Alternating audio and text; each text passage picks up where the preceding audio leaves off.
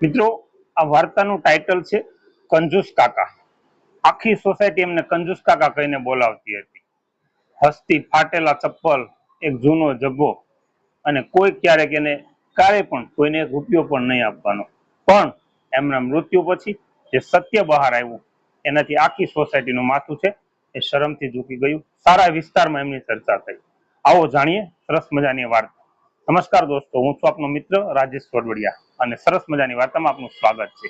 એક મગન કાકા નામના વ્યક્તિ, નામ અહીંયા વાર્તાને સમજવા માટે લેવામાં આવ્યું છે. સોસાયટીના સૌથી જૂના રહેવાસી હતા, પરંતુ એમની પત્ની છે એમના દીકરાને જન્મ આપતા ગુજરી ગયા હતા. અને મગન કાકા એકલા છે દીકરાને ઉછેર્યો, પરંતુ નાની ઉંમરમાં દીકરો પણ એમને છોડી અને ચાલ્યો ગયો. ફરી પાછા છે એ સાવ એકલા થઈ ગયા. આખી સોસાયટીમાં મગન કાકાની એક જ ઓળખ હતી. શું? તો કે કંજૂસ કાકા. એ જ ફાટેલા ચપ્પલ વર્ષોથી પહેરતા, એ જ સફેદ જબ્બો, જે જબ્બો પણ હવે પીળો પડી ગયો હતો. અને રોજ સાદી ખીચડી ખાવાનું, ક્યારેય નવું કપડું નહીં, ક્યારેય હોટલમાં કે બહાર ક્યાંય જમવા જવાનું નહીં, સાદી જીવન શૈલી જીવવાની. સોસાયટીમાં જ્યારે પણ કોઈ ફાળો ઉઘરાવવા આવે, મંદિર માટે, ઉત્સવ માટે કે વાર તહેવાર માટે, મગન કાકા બે હાથ જોડી અને કહેતા કે ભાઈ, મારી પાસે આપવા જેવું કશું જ નથી, એમ કરી અને એમને મોકલી દેતા. લોકો પીઠ પાછળ હસતા. આટલા વર્ષો સરકારી નોકરી કરી, પેન્શન આવે છે, અને છતાંય આવો કંજૂસ, આ પૈસો શું સાથે લઈ જવાના છે કે શું? આવી બધી વાતો કરતા હતા. સોસાયટીના છોકરાઓ તો એમને ચીડવતા પણ ખરા. મગન કાકા કઈ ન બોલે, બસ એક ઉદાસ સ્મિત કરી અને ચાલ્યા જાય. કોઈની પણ સાથે રકઝક કે મગજમારી કરવાની નહીં, કંઈ પણ કે તો પણ માથાકૂટ કરવાની નહીં. દર મહિને એકવાર મગન કાકા સવારે વહેલા તૈયાર થઈ અને બેંકમાં જતા. પાછા આવી અને કોઈને કહેતા નહીં. એમની આદત વર્ષોથી એવી અને એવી એક જ આદતથી જીવવાવાળા વ્યક્તિ હતા. એક સવારે મગન કાકા એમના ઓરડામાં એમની જૂની ખુરશીમાં શાંતિથી દુનિયા છોડી અને ચાલ્યા ગયા. એટલે કે એમનું મૃત્યુ થઈ ગયું. એકલા અટુલા જેમ આખી જિંદગી જીવતા હતા, એમ જ એ પોતે પણ આજે દુનિયાને અલવિદા કહી અને જતા રહે છે. થોડા દિવસ પછી સોસાયટીના લોકોને બધાને જ્યારે એમની વિધિ પતી અને ખબર પડી, બધા ભેગા થઈ ગયા અને એમને બધી વિધિ હતી એ પતાવી. કોઈ ખાસ દુઃખ કોઈને નહોતું. ઉલટું થોડી ઉત્સુકતા હતી કે આ કંજૂસ ડોસો એટલે કે આ કાકો છે એ શું મૂકીને ગયો હશે, એ જાણવાની બહુને જિજ્ઞાસા હતી. અને બધા એની રાહ જોઈને બેઠા હતા. અને બધાને એમ હતું કે હવે આ છે એ મળશે કોને, કારણ કે પોતે તો એકલા હતા, એમના કોઈ વારસદાર નહોતા. આ બધી જ વિધિ પતી ગયા પછી મગન કાકાનો ઓરડો ખાલી કરવા થોડા લોકો ઓરડાની અંદર ગયા. એમાં સોસાયટીના ડોક્ટર સાહેબ પણ હતા. ખૂણામાં એક જૂની કાટ ખાધેલી લોખંડની પેટી પડી હતી. કોઈએ કહ્યું કે જરૂર આમાં મગન કાકાએ એમના બધી મિલકત પૈસા છે ને એ સંતાડ્યા હશે. ઉત્સુકતાથી બધા ભેગા થઈ અને પેટી ખોલવામાં આવી.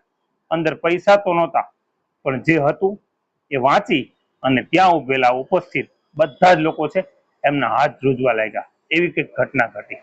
પેટીમાં પૈસા નહોતા, એમાં હતી એક જૂની ઘસાઈ ગયેલી નોટબુક અને કેટલી બેંકની જે રસીદો અને પાસબુક, ચેકબુક જેવા બેન્કિંગના કાગળિયા, એ સિવાય વિશેષ કઈ નહોતું. સોસાયટીના એક ભાઈએ ધ્રુજતા હાથે નોટબુક ખોલી અને જેમ જેમ પાના ફેરવતા ગયા તેમ તેમ આખા ઓરડામાં સન્નાટો છવાતો ગયો. વાંચી અને સંભળાવતા ગયા તો બધાને એમ થઈ ગયું કે આ તો કંઈક ગજીબ વાત થઈ ગઈ છે. એ નોટબુકના દરેક પાનામાં છે એ લખેલા નહોતા, પરંતુ ગરીબ વિદ્યાર્થીઓના નામ, વિધવાઓના નામ, બીમાર માણસોના નામ, અને દરેક નામની સામે એક રકમ અને એક તારીખ લખેલી હતી. ઉદાહરણ તરીકે અહીંયા નામ લીધા છે કે રમેશનો દીકરો, કોલેજની ફી 12,000 રૂપિયા, સવિતાબેનની દવાનો ખર્ચો 8,000 રૂપિયા, અનિલના ચોપડા અને એમનો પહેરવેશ એટલે કે સ્કૂલનો ગણવેશ યુનિફોર્મ 3500 રૂપિયા. ભીડમાં ઉભેલા એક બે જણાએ પોતાના ઓળખીતાના નામ વાંચ્યા અને એમના ગળે તો જાણે આમ ડૂમો આવી ગયો. એટલે એમને ખબર પડી ગઈ કે આ મદદ અમને કરતા હતા, પરંતુ બીજા કોઈને કહેતા ન હતા. ચૂપચાપ બધાની મદદ કરતા હતા. પાના પર પાના એમને વર્ષો વીતતા ગયા. સમયની તારીખ પ્રમાણે બધા પાના જોતા ગયા. છેલ્લા 30 વર્ષથી મગન કાકા આ વિસ્તારના ડઝનબદ્ધ ગરીબોનું ભણતર ને કેટલી બીમાર વ્યક્તિઓની સારવાર ચૂપચાપ પોતાનું નામ આપ્યા વગર મંદિરના ટ્રસ્ટના મારફતે અને એમના નામ પર આ ભરી આવતા અને કોઈને ખબર પણ ન પડવા દેતા. દર મહિને બેંકમાં જઈ અને એક જ કામ કરતા, પોતે ફાટેલા ચપ્પલ પહેરીને ખીચડી ખાઈને એક રૂપિયો બચાવી અને બીજા લોકોની જિંદગીમાં રોશની કરતા હતા. બીજાના જીવનની ઉપયોગી વસ્તુ છે એ ભરી દેતા હતા, ફી ભરી દેતા હતા, દવાખાનાના ખર્ચા ભરી દેતા હતા, પણ કોઈને પણ કહેતા ન હતા. જે લોકો પૂછતા એ બધા હવે કે આ ડોસાનું બધું હવે કોને મળશે, એમને આ જવાબ બધાને મળી ગયો અને બધા ચૂપચાપ થઈ ગયા, કંઈ પણ બોલી ન શકે એવા થઈ ગયા. મગન કાકા ક્યારના આપી અને જઈ ચૂક્યા હતા અને એ જ મહોલ્લામાં ઘરમાં ચૂપચાપ એની આંખો સામે બધા જ એમને જોઈ રહ્યા હતા.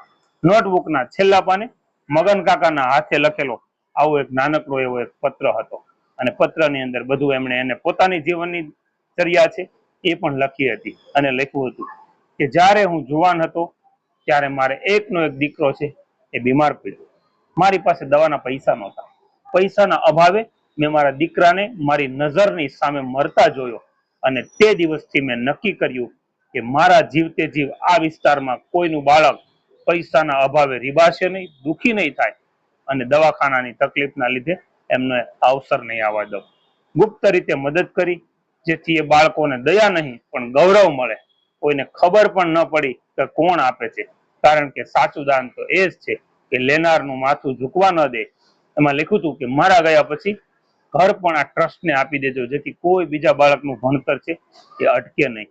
આખા ઓરડામાં જોઈએ તો કોઈની આંખ સૂકી નથી. આ વાત સાંભળી અને દરેકની આંખમાંથી દડ દડ દડ આંસુડા પડતા હતા અને એ જ વખતે ત્યાં ઉભેલા સોસાયટીના ડોક્ટર સાહેબ ધ્રુસકે રડી પડ્યા. નોટબુકના એક પાને એમનું પણ નામ હતું અને લખ્યું હતું કે વિજય મેડિકલની ફી, એક ગરીબ છોકરો કે જે આજે મારા મોટો ડોક્ટર બન્યો હતો અને એને આજે ખબર પડી કે એને ડોક્ટર બનાવનાર આ અજાણ્યો દાતા એ બીજું કોઈ નહોતો પરંતુ જેમને આપણે કંજૂસ કહેતા હતા એ આ કંજૂસ કાકા હતા.